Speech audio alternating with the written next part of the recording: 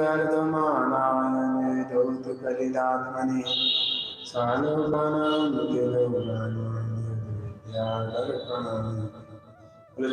शंकर भगवान की, पंचकनिष्ठी भगवान की, दिनवाणी माता की, गौतम नंदन देव की, आचार्य श्री कुंद कुंद स्वामी की, आचार्य श्री शांति सागर जी महाराज की, आचार्य गुरुदेव श्री धर्मपुर जी महाराज की, आचार्य श्री संगत जी महाराज की,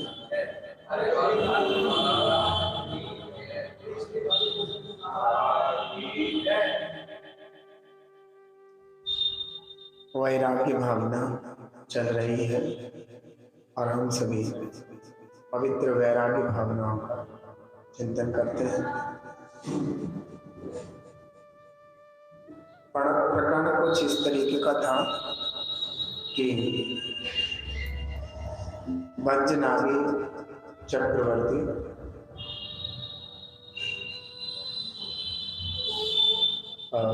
मुनिराज के समक्ष उपदेश सुनकर के वैरागी हुए और चिंतन कर रहे थे।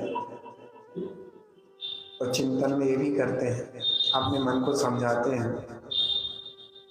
कह रहे हैं, जो संसार विषय सुख होता तीर्थंकर क्यों त्यागे, काये को सेव साधन करके संयम स्वानुरागे,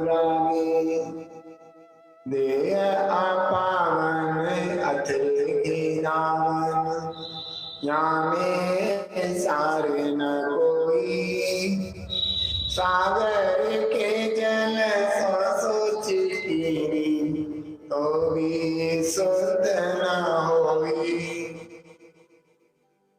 कह रहे हैं, जो संसार विषय सुख होता तीर्थंकर क्यों त्यागे। इसका मतलब आपको पता चल गया होगा कि सांसारिक सुख अगर सबसे ज्यादा किसी को है तो जो तीर्थंकर प्रकृति का बंद किए हुए है उसको है। समझ में आ रहा है? वो भी तीर्थंकर जिस भाव में बनेंगे उस भाव में। तीर्थंकर प्रकृति दुनिया की सबसे हाईएस्ट तीव्र पुण्य प्रकृति है। आप देखो ना, जिन देवों को, जिन इंद्रों को सुख होता है वे इंद्र तीर्थंकर के चरणों में हाथ जोड़ करके गृहस्थ अवस्था में खड़े होते हैं। सौधर्म इंद्र सारी व्यवस्थाएं तीर्थंकर की देखता है, देखता नहीं देखता, हर समय समय का ख्याल रखता है।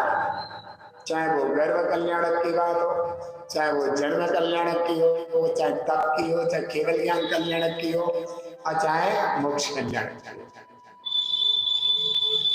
सब चीज मेंटेन करता है। कितनी महान विशाल पुण्य प्रकृति है तीर्थंकर प्रकृति। तो इन्होंने उनको ही उठा लिया कि अगर संसार में सुख होता तो तीर्थंकर क्यों त्याग गए। नहीं समझ में आए, वो क्यों भाग गए यहां से, वो इस संसार को छोड़ करके क्यों चले गए। जो तेरे माथे मुंह पड़ रहा कि जो है संसार में सुख है, क्यों। तो हाईएस्ट चीज की बात करी यहां पर, समझ में आता नहीं आता, उत्कृष्ट बात कही गई है यहां पर कि जो संसार विषय सुख होता तीर्थंकर क्यों त्यागे, क्योंकि उनको संसार में सबसे हाईएस्ट सुख होते हैं, वे क्यों त्याग गए। तो तेरे पे तो कुछ भी नहीं है, क्यों, क्या है तुम पर सुख।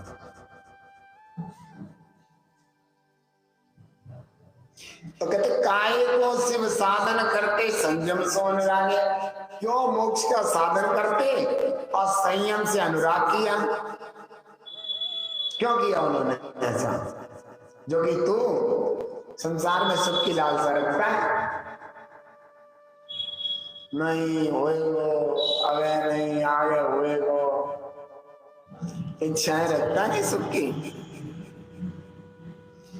देय अपावन अतिर गिनावन, बजनाभी चक्रवर्ती चिंतन कर रहे हैं इस बात का। देय अपावन अतिर गिनावन, या में सार न कोई, यह शरीर अपवित्र है, सदा काल रहने वाला नहीं है, अथिर है ना।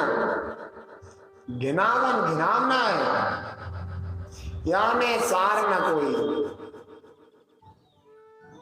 जम्बू स्वामी जम्बू कुमार जब युद्ध लड़ने के लिए गए थे और युद्ध में बहुत बड़ी जीत हासिल की उन्होंने, उस सेठ की पुत्रियों के रिश्ते आ गए। वे पिता को लेकर के युद्ध में नहीं गए थे, अकेले स्वयं गए थे युद्ध में सेना के साथ। तो रिश्ते आए पिता पर, बड़ी बड़ी सेठ पुत्रियों में उन्होंने रख लिए, कोई बात नहीं आन दो, आपकी बेटी का ब्याह मैं अपने खुद से कर दूंगा। आपकी शायद मेरे को लगता है 7-8 पुत्रियां हो, मुझे आशा नहीं है। अब ये नहीं, मुझे पता नहीं है, 4 जो भी थी, जिनेंद्र जी 4 बता रहे। तो उन्होंने रिश्ते रख रखे थे, मेरा पुत्र आएगा तो आप अपनी पुत्रियों का विवाह उसके साथ करें। उनके कोपा थे बड़े तगड़े, उन्होंने बहुत बड़ा युद्ध जीता था। और वे जम्बू कुमार युद्ध जीत करके वापस आ रहे थे और रास्ते में उन्हें मुनिराज मिल गए। बड़े भक्ति से नमोस्तु किया तो मुनिराज कहने लगे, जम्बू कुमार युद्ध जीत करके आ रहे हो, तुम्हारी वाह हो रही है। जी स्वामी, इतनी हिंसा की, इसका जिम्मेदार कौन होगा? तुम्हारी अपनी कुगति का जिम्मेदार कौन होगा? ये सब तुमने किया किसके लिए किया? कई प्रश्न उठा दिए। जम्बू कुमार सोच में है। मुनिराज ने उपदेश दिया, समझ में आया नहीं? वैराग्य आ गया, दीक्षा दे दो। नहीं सेठ पुत्र हो, मैं बिना तुम्हारे परिवार के परमिशन की दीक्षा नहीं दे सकता। आए पिताश्री फूले नहीं समा रहे थे, माता श्री फूले नहीं समा रही थी। जब उन्होंने हालचाल पूछे और उन्होंने जम्बू कुमार ने अपनी बात रखी कि मातेश्वरी अब मेरा मन तो दीक्षा का है, तो गड़बड़ा गई सारी सत्ता। पिता कहने लगे, हमने तो बड़ी उम्मीद से सेठ पुत्रियों के रिश्ते ले लिए, ये ले लिया, वो ले लिया। वो समझाने पर भी जब जम्बू कुमार नहीं माने, मोए नवावे मैली हटारी, झूठी लागे दुनिया सारी, मोए लागे यहाँ परदेश, रहूंगा मैं तो निजे घर में, मोए भावे ना मैया थारो देश, रहूंगा मैं तो निज घर में, मोई अच्छा नहीं लगता, या हमारा दिल नहीं करता, मैं तो धारो दिगंबर देश, रहूंगा मैं तो निज घर में, मोए भावे ना मैया थारो देश, रहूंगा मैं तो निजे घर में। समझाने पर भी जम्बू कुमार नहीं माने तो सेठ निराश होकर के उनके सेठों के यहाँ गए। हाथ जोड़ के निवेदन है, मेरे से गलती हो गई, आप अपनी पुत्रियों के विवाह अन्यत्र कहीं कर देना, मेरा पुत्र तो दीक्षा लेने के लिए जा रहा है।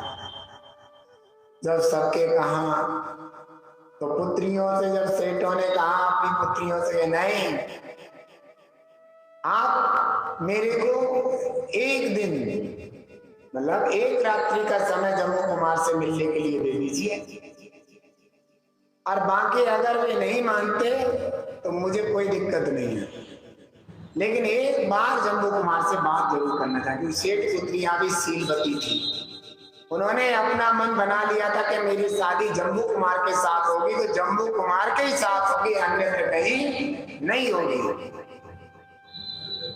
तो ऐसा परिणाम, ऐसा भाव पूछा गया जम्मू कुमार से, बेटा ऐसी ऐसी बात है कि आज तो हम हैं, कोई दिक्कत नहीं है मुझे, पिताश्री की अगर इतनी इच्छा है तो रात्रिकालीन के लिए मुझे कोई दिक्कत नहीं है, कल प्रातः काल मुझे परम जनेश्वरी दीक्षा ग्रहण करनी है। पुत्रियां आई, सेठ पुत्रियां एक से एक सुंदर, रात्रि भर चर्चा हुई, सारी भावनाएं कही गई, और जम्मू कुमार बैठे हुए वो दृश्य सारा देख रहे थे। उनके चेहरे पर, उनके भावों पर कोई फर्क नहीं पड़ा, जैसे कि तैसे बैठे। अंतिम समय वो सारी पुत्रियों ने कहा कि अब तो भाव नहीं है आपका दीक्षा लेने का। उस समय 500 चोरों के साथ एक चोर भी आया था चोरी के लिए। जैसे उनके पिता को पता चला ये चोर चोरी करने आया, तो उन्होंने कहा मेरे बेटे को रोक लो, 25% हमारी, 75% तुम्हारी, सारा वैभव खुश होकर के देंगे हमने, 25% हम रख लेंगे और 75 तुम्हें दे देंगे, मेरे बेटे को रोक लो बस। उन्होंने कहा कोशिश करते, उन्होंने देखा वो दृश्य, वो चोर और भी बैराग को प्राप्त हो गए।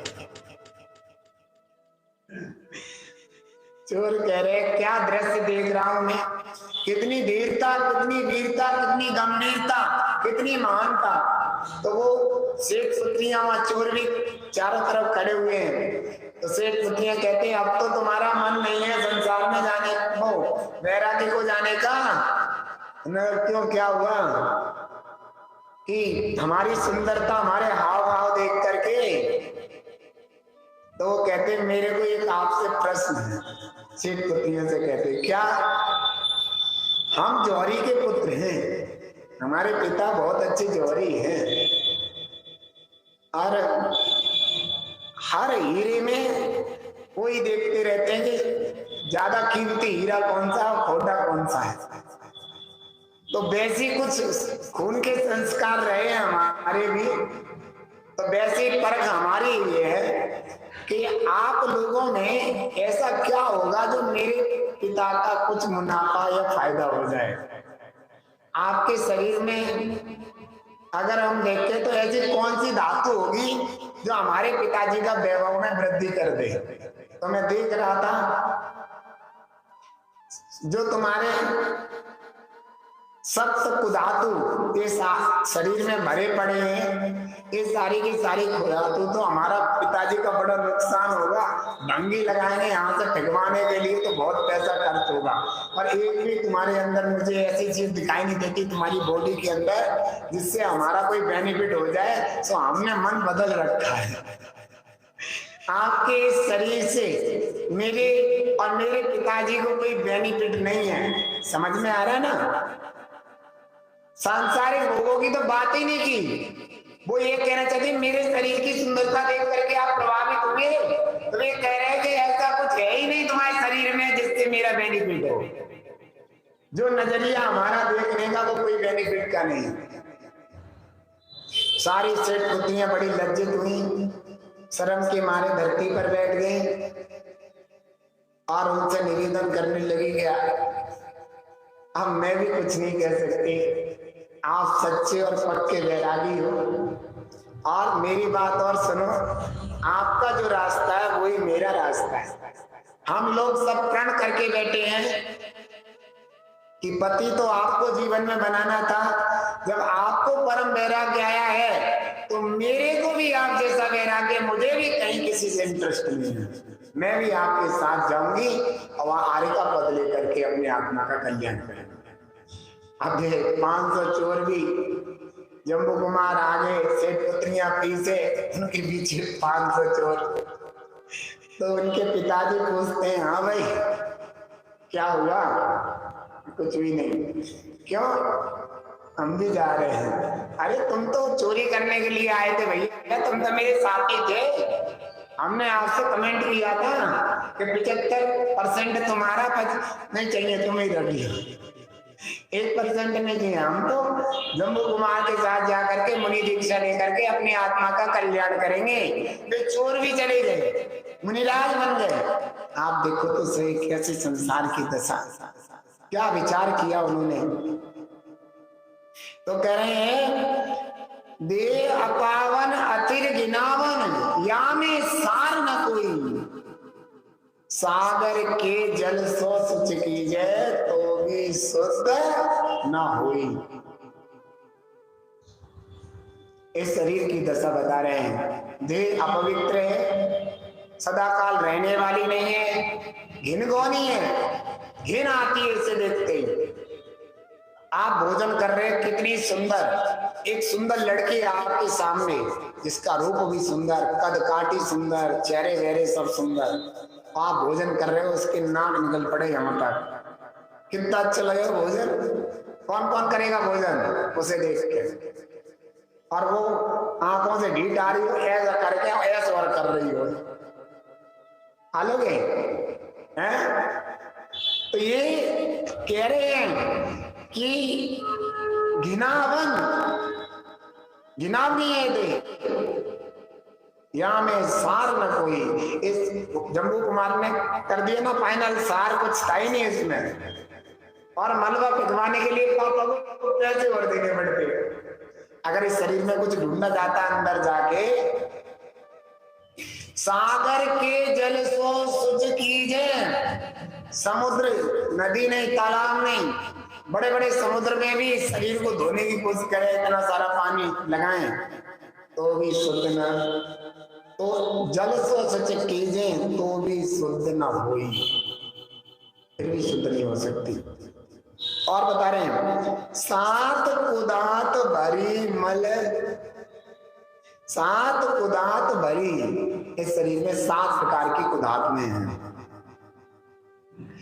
मात पिता रज भी रज मिलकर बनी दे तेरी, हाड़ मास नस लहू राध की प्रकट व्याधि गेरी। मात पिता रज वीरज मिलकर बनी दे तेरी, हाड़ मास नस लहू राध की प्रकट व्याध गेरी।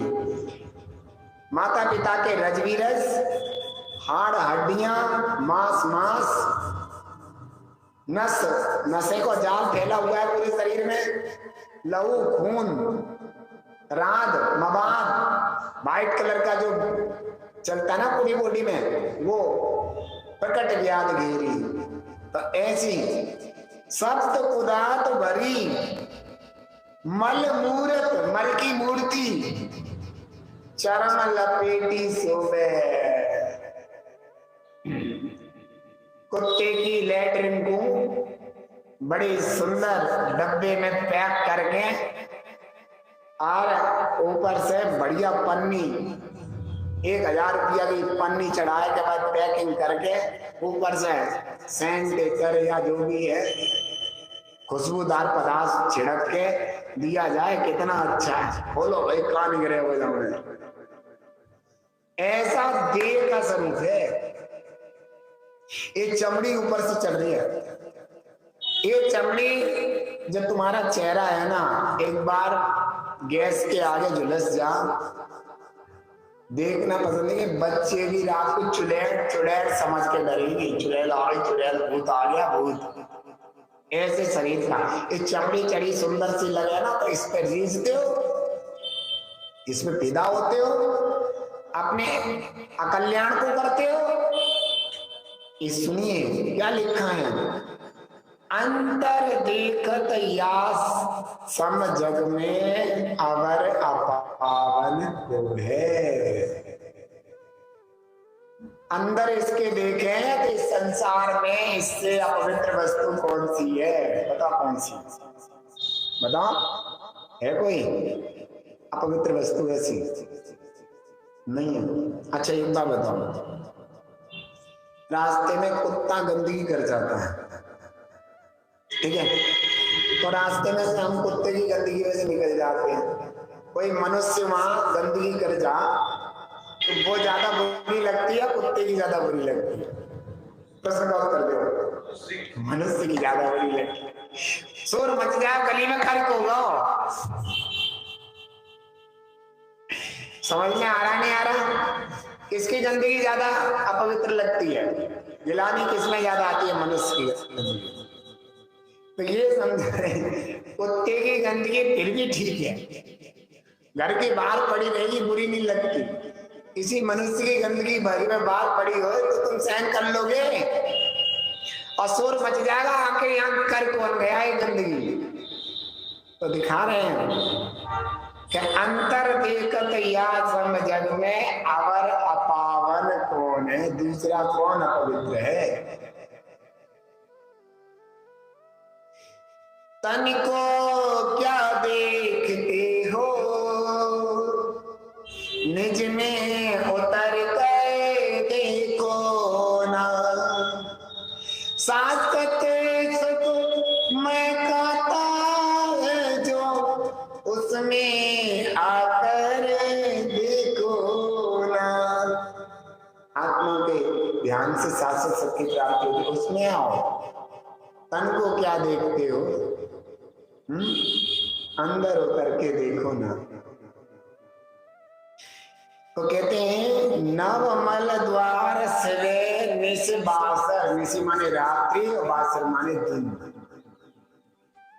नौ मल द्वार है ना, घिनवाने जल मैंने कहा ना, नाकारी होए, मुंह में से थोड़ा सा उल्टी होके यहाँ पे थोड़ी सी धार बन गई हो, बड़ा सुंदर देखने में लग रहा हो, और यहाँ उल्टी की धार वो दिख रही हो, कितनी बढ़िया रोटी खाओगे, थोड़ी सी उससे भी लगा के खा लोगे क्या? ये स्थिति है संसार की। मैं क्या नहीं कह रहा, वास्तविकता बता रहा हूं। जिस शरीर को देख करके सारे पैतरे अपने छोड़ देते हो, अपने जीवन को नौचावर कर देते हो इन भोगों में, उस शरीर की वास्तविकता बता रहा हूं। क्योंकि ऐसे शरीर की वास्तविकता ही तो मुनिराज सदा चिंतन करते हैं। समझ में आया नहीं आया? मुनिराज एम चिंतत समसुख जागे, जिमी ज्वलन पवन के लागे। 12 भावनाओं के चिंतन से संत रूपी सुख जागृत होता है। मुनिराज हमेशा 12 भावनाओं का चिंतन करते रहते, यहाँ बैठे तब कर रहे, नहीं आए समझ में? मुनिराज के लिए तो ये लगता है कि आप जितने भी हो, कितने कितने सुंदर सुंदर चेहरे लिए बैठे हो, अगर मुनिराज बन जाओ तो आपका आरिका बन जाओ तो आपका भाव सुधर जाए। मुनिराज के तो एक ही रह गया और कुछ नहीं रहता। अगर तुमसे बात करते हैं, शिक्षा देते तो भाव ये धर्म में लग जा, मैं से कहते कल को इच्छा दे दी महाराज, हम तो बैठे तैयार। हम तो चाहते हैं, कहाँ घुसे पड़े हो, फिर दुखी होते हो, हाँ है महाराज घरवाली बड़ी बुरी निकल रही, क्या महाराज बेल्ट मारे पीठ में। तो कल हमने मना करी थी पहले, मत करियो भैया, नहीं करूंगा, बेल्ट का हे महाराज पति बहुत कराओ, पी गए और रात को आगे पीटे लाल कर गए, पीट गए। मैंने मना नहीं करा था, माता जी बन जाओ तो चली जा और ले ले। फिर आ गए मेरे पास अपनी अपनी बात में, हम क्या कर ले बाबू बता, हम तो डर के हमारे भगे आए। हाँ हम तो भगे आए डर के मारे, हम हमारी हिम्मत नहीं पड़ी आपके बढ़ने में। मैं कहा भैया चल तू ऐसे काम कर ले, अपना भगवान का नाम ले ले जाके, हम तो डर के मारे आ गए। नवमल द्वार स्रवे निश बासर, 9 मल द्वार बहते हैं रात दिन, नाम लिए घिनावे नाक, कान को कीचे आंख की बीट, नाम लिए घिन नहीं आती। रोटी खा रहे हो, हाँ भाई अबे हमारी आंखों में ढीठ आ रही थी, पहुंच के आ रहे हैं, हंके आ रहे हैं, नाम लिए गिने आ गए, आती नहीं आती। व्याधि उपाधि अनेक जात हैं, बीमारियां उपाधि कहते हैं, मम्मी पापा चाचा ताई, ये उपाधियां लगी हैं, उनके फर्ज निभाने पड़ते हैं। अनेक जाता कौन सुधी सुख पावे, कौन ज्ञानी जीव उनको सुख मानेगा? ये ज्ञानी जीव इनको सुख मान लेगा क्या? और जो मान रहा है वो ज्ञानी नहीं है, अज्ञानी है। बाकी आप बता देना मेरे को, मैं यहीं बैठता हूँ थोड़ी देर तक, जैसा जिसको अच्छा लगे। मैं रजिस्टर में नाम लिख लूंगा अपना, पिच्ची भी तो मंगानी पड़ेगी। आपका नाम मैं समझा हाथ उठा मगर इनका, घर वाली यहीं बैठी थी, काम कर देते हैं हम।